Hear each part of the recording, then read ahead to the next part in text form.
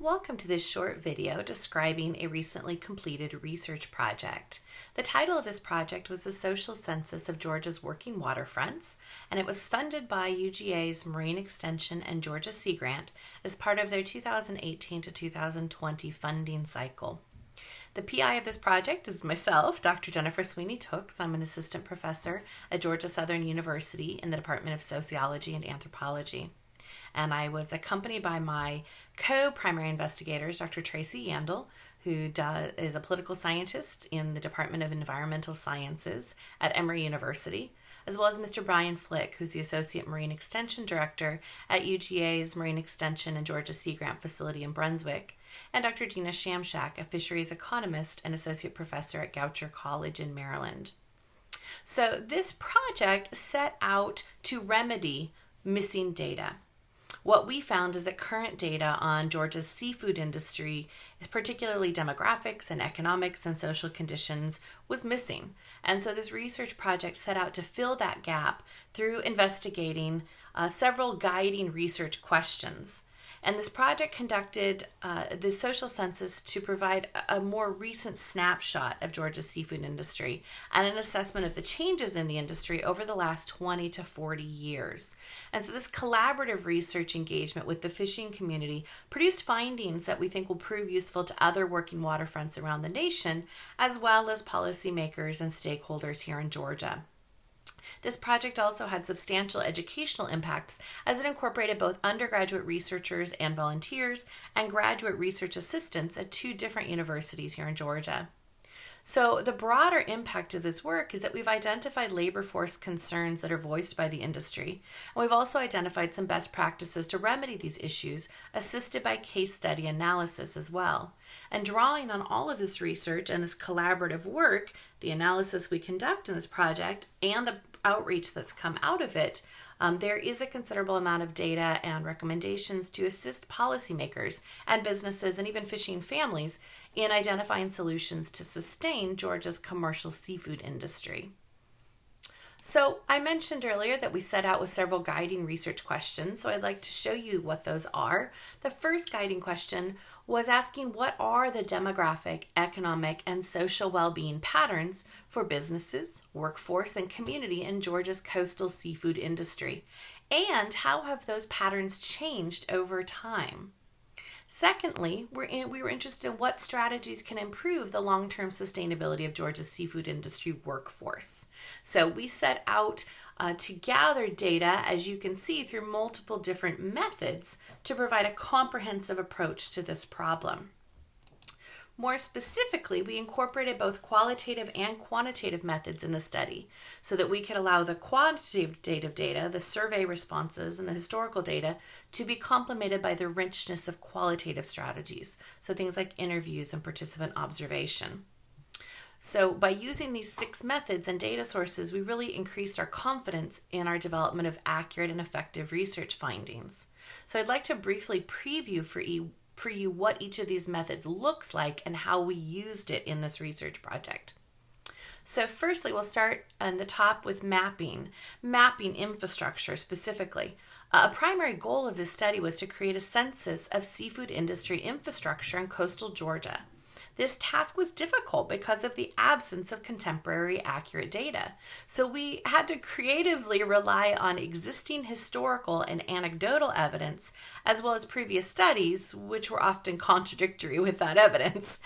So for example, a 1975 study released by Nix, Glenn, and Whitted identified 31 commercial docks in Georgia, while Benjamin Blunt's work in 2006 cited 21 in just McIntosh County.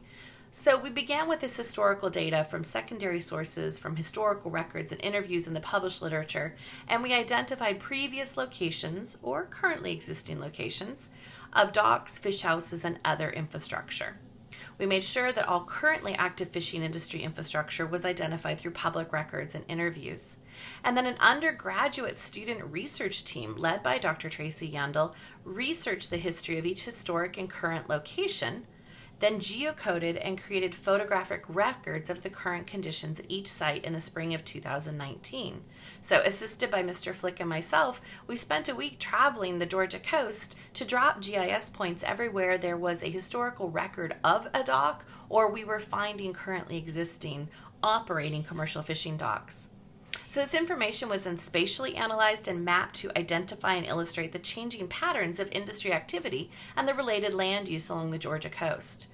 The undergraduate team participated in a special course in which to do this. It was Environmental Studies 387, Coastal Georgia, Geography, History, and Politics of Fishing Culture at Emory.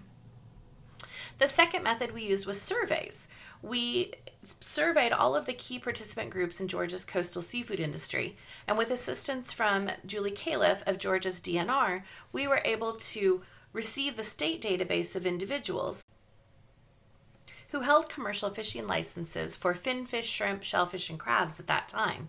We developed a questionnaire warning postcard to send to, first of all, alert license holders that they would imminently be receiving mailed questionnaires, along with the goal of, because we were hoping this would improve response rates, but also secondly, to determine which addresses in these databases were no longer accurate. Thirdly, we conducted interviews. We did semi-structured individual qualitative interviews with individuals from across each population. And recruitment here was grounded in purposive sampling. We were seeking out knowledgeable individuals, and this was followed by snowball sampling from those initial contacts to others that participant thought would be informative to us. Now, semi-structured interviews are important because they allow for a deep understanding of the research topic, and they can encapsulate the experience of an individual. And these interviews are open-ended. We want to allow for new information to emerge, but also follow a general script to cover the desired topics.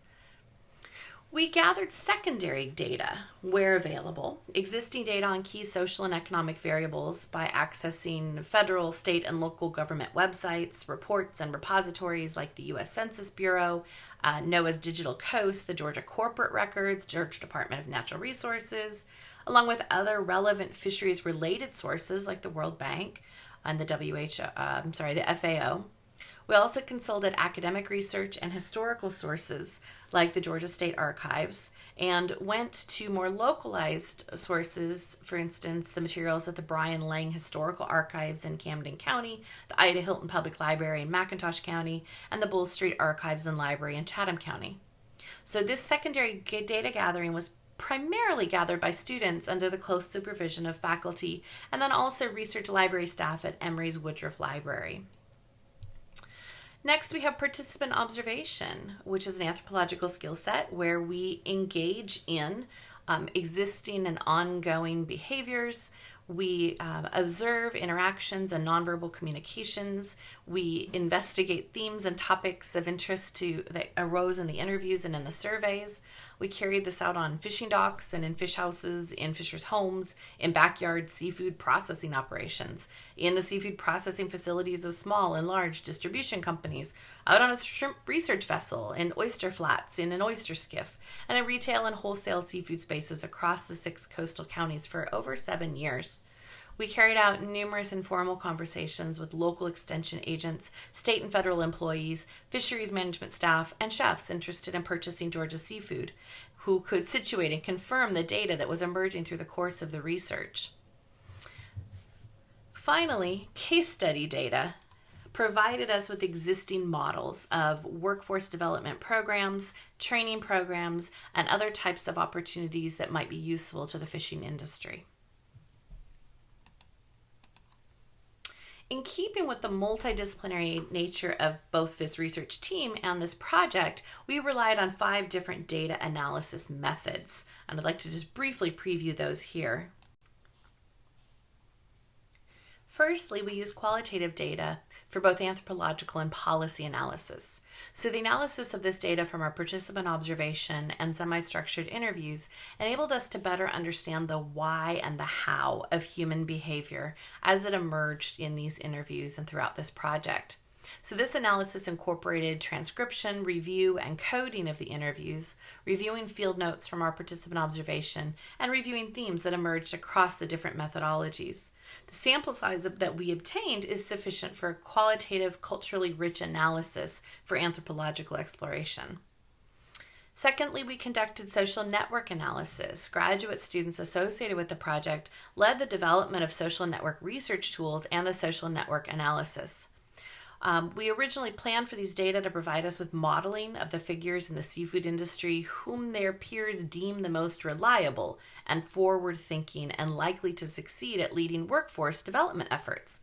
Unfortunately, the smaller sample size in the surveys and what emerged to be a lack of collective trust among the community members has unfortunately rendered that analysis a little less useful than we had anticipated and has been shown to work well in other communities.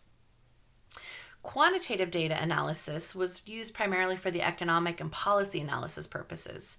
And here we were using data gathered from the mailed questionnaire as well as other secondary data sources, such as census data, to conduct statistical analyses where possible. Our economic data analysis was using data gathered from the secondary sources, again, the mailed questionnaire, and also the interviews. And here we were able to quantitatively document the current state of the fishing sector and make statistical comparisons between fisheries where possible.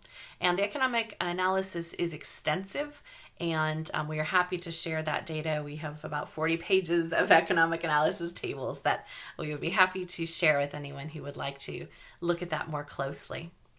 So once we put all of this information together and looked at all the analysis that came from these myriad of different approaches, what we were able to develop based on all of this data were 4 key findings. And I'd like to just briefly go over those for you now. Our first key finding is that increased clarity of data would enhance the transparency in the industry. And what that means is that our research showed that there are fewer active commercial seafood producers and harvesters than appear to be practicing based in the data and the databases that we were able to obtain from the Department of Natural Resources. What that means is that in some cases, individuals have or intend to use their permits to catch commercial quantities of seafood in order to sell it to make a profit. And this is what many of us think of when we say commercial seafood or commercial fishers. However, in other cases, and this came out in survey and interview data, individuals would like to catch more seafood than is allowable under a recreational harvest, or they wish to utilize different gear than is allowed under recreational fishing regulations. And so they're obtaining commercial fishing licenses even though they don't intend to fish commercially as we might understand it to mean. So our recommendation in this case is that a more nuanced data record keeping might create a better understanding of the realities of the fishing industry. This sort of standardized documentation about what information is publicly available from DNR, and then clarification about fisher intentions to actually commercially sell seafood might eliminate some of these conflicts and might in fact have a substantial effect on the numbers of commercial licenses that we see in Georgia. Secondly, what we heard repeatedly from our participants is that changes in the local ecosystem and environment are likely impacting the seafood that's available to the resource users. So the observations of crabbers and shellfish pickers and shrimpers about environmental impacts affecting the nursery grounds in creeks and marshes upstream of the sounds and the coast, they feel are not being valued or not being heard. Specifically, this was seen repeatedly in crabber concerns that draining of marshland inland to be used for pine agriculture has changed the salinity of the downstream waterways and has reduced the habitat for crabs and shrimp nurseries. So it's possible that the biomass of the most commercially important species have declined over the last few decades. As we understand it, blue crab biomass in Georgia is not actively tracked, and the last blue crab management plan was crafted in 2008. And so increased harvest of soft shell crabs, or crabs to soft shell to hold in soft shell tables, could be impacting the size of the subsequent crab populations. Shrimpers are deeply concerned about the apparent decline in the visible quantity of the species. Now, these concerns are not often raised publicly. They are afraid that that sentiment might result in further restrictions upon the industry, like gear restrictions or seasonal closures or further restrictions on limited entry licenses. And so our recommendation here, based on all of this data, is that effort is really needed to incorporate fishing industry concerns into environmental management.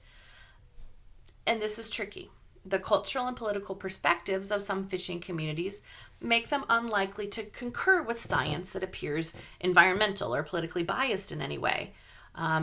However, through the use of very carefully designed scientific appeals to shared common concerns about local land and waterways and marshes, there really is an opportunity for long-term, meaningful collaboration between local communities who spend their lives in the ecosystem and scientists at agencies and organizations who hold similar goals.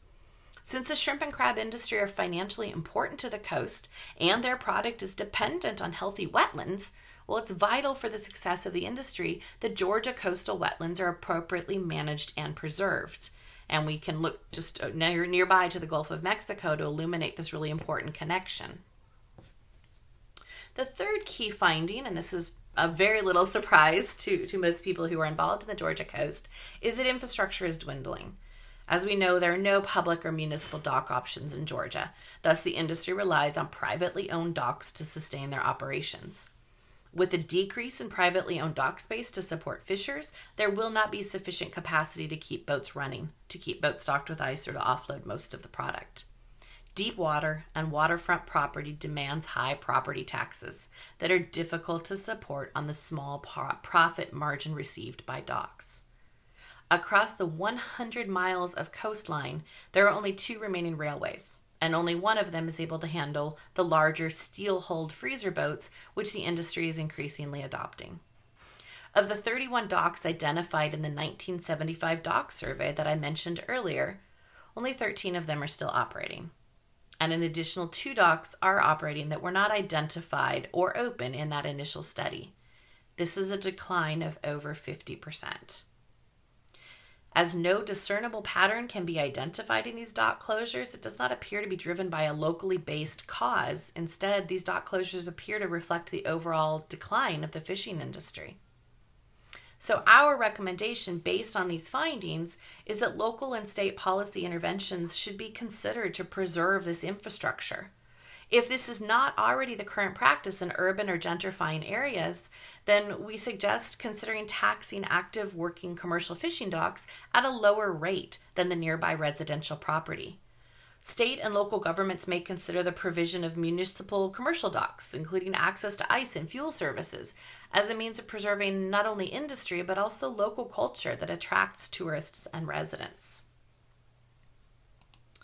Finally, we found that many of the older and the smaller boats are simply not able to attract the quality of crew labor force that younger captains with larger boats who stay out longer are attracting.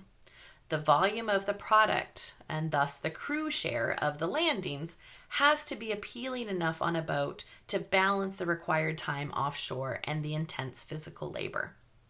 And what this means is not necessarily that we would recommend a decline in the smaller boats, but rather smaller day boats may be better able to compete on quality rather than quantity of seafood, and perhaps should be encouraged to shift to higher margin opportunities such as direct marketing, because these increased profits would allow them to hire a more qualified workforce. All of this research was funded in part by the Georgia Sea Grant College Program and the National Sea Grant Office, National Oceanic and Atmospheric Administration, and the Department of Commerce. And of course, these views and opinions and findings are those of the authors, ourselves, and do not reflect necessarily the opinions of Georgia Sea Grant or NOAA, but we would very much like to thank Georgia Sea Grant and UGA Marine Extension for supporting our work, and we encourage you to reach out to us. This is the 3/4 of the research team. You're able to find our further work at workingwaterfronts.org, or feel free to reach out to me, Jennifer Tooks, the PI of this project, at jtooks@georgiasouthern.edu. Thanks very much for your time.